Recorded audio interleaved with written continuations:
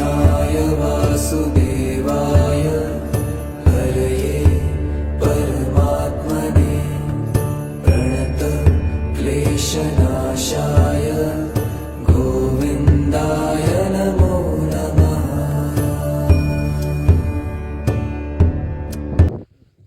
দেখো এখানে এই যে আশ্রম আনন্দমে এইবার ঝড় বৃষ্টি বা শিলাবৃষ্টি অনেক সময় হচ্ছে, তাছাড়াও অনেকক্ষণ দীর্ঘ সময় কাজ করার জন্য একটা রেস্ট রুম বা একটু ওয়াশরুম বা স্টোর রুম এগুলো খুব দরকার, কিন্তু এগুলো তো প্রচুর খরচা আছে। এই জন্যই চিন্তা ভাবনা করে দেখলাম যেটা লো কস্ট হাউস কী করে বানানো যায়।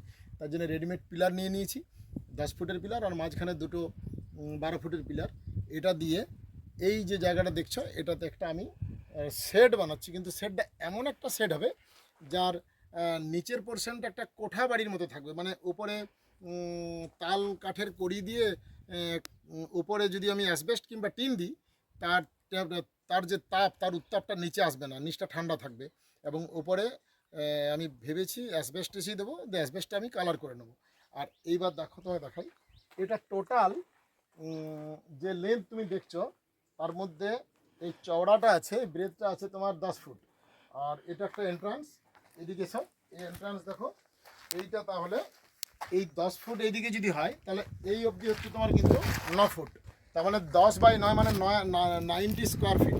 এটা পূর্ব দিক, এইদিকে একটা 4 বাই 5 জানালা থাকবে, এইদিকে একটা 4 বাই 4 জানালা থাকবে নর্থের দিকে, আর এই ক্রস ভেন্টিলেশনের জন্য এদিকে একটা জানালা থাকবে। এগুলো সবই 5 ইঞ্চির ওয়াল, শুধুমাত্র এই পূর্ব দিক এবং ওই পশ্চিম দিক ওই দুটো দেওয়ালই শুধুমাত্র 10 ইঞ্চি আছে।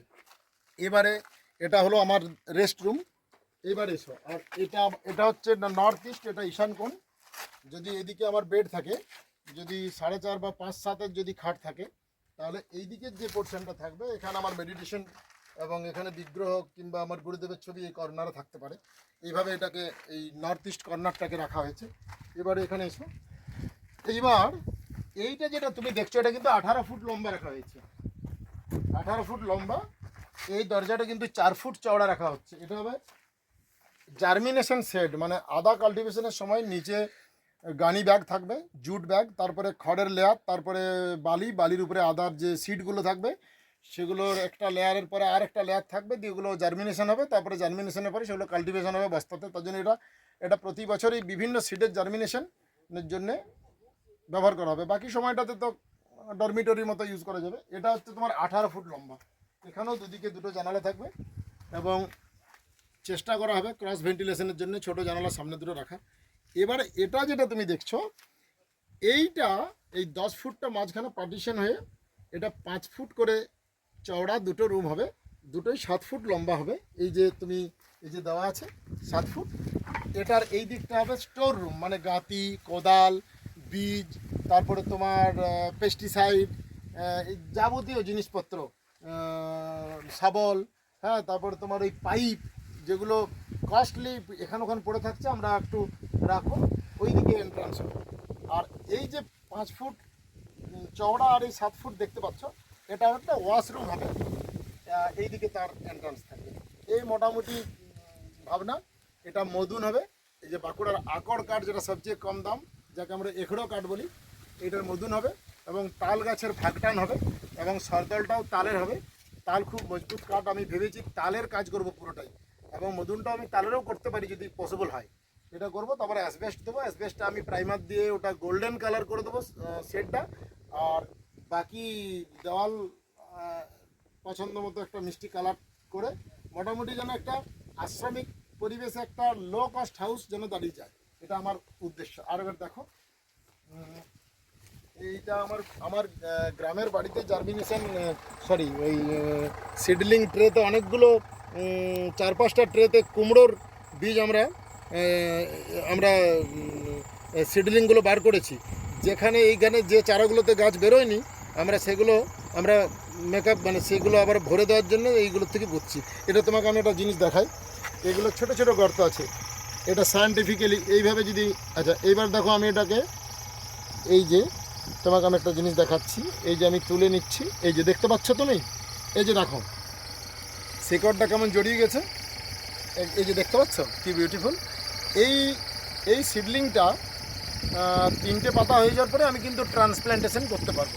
আর এই যে শেকড়টা আছে, আর এই যে কোকোপিট আর কম্পোস্ট সার দিয়ে এটা বানানো আছে, এ তোমার মানে আরামসে ও নতুন জায়গায় অ্যাডাপ্ট করতে পারবে, ও মরবে না। এই জন্যে এটার গুরুত্ব বেশি। এবার এটা লাগানোর টাইম হয়ে গেছে, আমরা 2-3 দিনের মধ্যে যেখানে যেখানে গাছ বেরোয়নি সেগুলো তো আমরা এগুলো লাগিয়ে দেবো। এই হচ্ছে ব্যাপার। এই লাইফে প্রথম সিডলিং ট্রে ব্যবহার করে গাছ তৈরি করলাম বিভিন্ন বিশেষজ্ঞদের সাথে কথা বলে। এটা খুব ভালো, এটাতে আমি খুব ভালো সুফল পেয়েছি। নেক্সট টাইম থেকে কুমড়োর বীজ আমি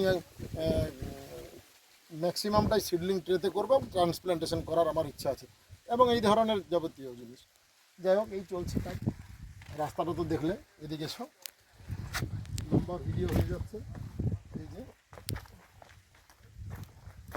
এই রাস্তাটা মোরাম দিয়ে দিয়েছি, দুদিকটা হোয়াইট এবং দড়ি দিয়ে সোজা করে করা হয়েছে। হ্যাঁ, এই পলাশগুলো আমি কাটিনি, এরা ভূমিপুত্র, এগুলো থাকবে। দুটো খেজুর গাছ আছে, ওইদিকে পলাশে ফুল ফুটেছে।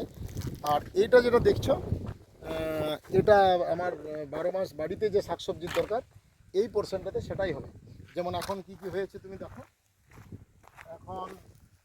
এখন তোমার এই যে অল্প জায়গায় ভেন্ডি লাগানো আছে, তারপরে পাট শাক হয়েছে, ওই দিকেরটা কলমি শাক, তারপরে তোমার টমেটো হয়েছে, বেগুন হয়েছে, বরবটি হয়েছে, তারপরে শশা হয়েছে, করলা হয়েছে, খেড়ো হয়েছে। সব মিলিয়ে এই জায়গাতে আমার বাড়ির যে শাকসবজিটা আমার এখান থেকে আমরা পেয়ে যাবো। অর্গানিক খাবারটা ভালো হবে। আর এই বাউন্ডারিতে পুরো পেঁপে গাছ লাগানো আছে। আর ওই কুমড়ো তুমি তো দেখতে পাচ্ছ কত বড় কুমড়োর গাছ হয়ে গেছে অল্প দিনের মধ্যেই। মোটামুটি আস্তে আস্তে হবে, কিন্তু জলের স্কারসিটি হবে গরমে খুব, বুঝতে পারছি। এই সাবমার্সিবেলে 2 HP মেশিন সাপ্লাই দিতে পারবে কিনা, তবে চেষ্টা করছি আরেকটা সাবমার্সিবেল বসানো, দেখা যাক। আসবে তোমরা মাঝে মাঝে। নাম দিয়েছি Anandam, our ashram for community living based on agriculture and horticulture. তো এই নামটা যেন সার্থক হয়, সবাই এলেই ভালো লাগবে। একটা কমিউনিটির মতো, যা জয়েন্ট ফ্যামিলির মতো সবাই থাকবো, হ্যাঁ, আনন্দ করবো, হই হুল্লোড় করবো, এই আর কি। ঠিক আছে।